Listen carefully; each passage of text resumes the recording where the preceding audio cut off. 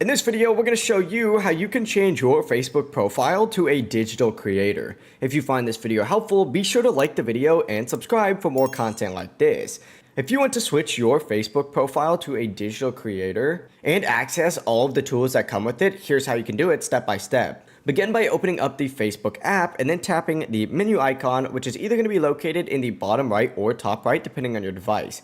Simply go ahead and tap on your name right up at the top, and then it's going to take you to your profile. Right next to add your story and edit profile, there's going to be these three dots right here. Simply tap on those to open up more options for your profile. Find the option that says turn on professional mode and click it just like so, and then tap turn on. From here, confirm the settings by going through this entire page. And once you get through it, hit go to professional dashboard. But that's it. Now your profile is set up as a digital creator. If you have any questions, let us know down in the comments below. And remember to like and subscribe for more videos like this. Have a good day.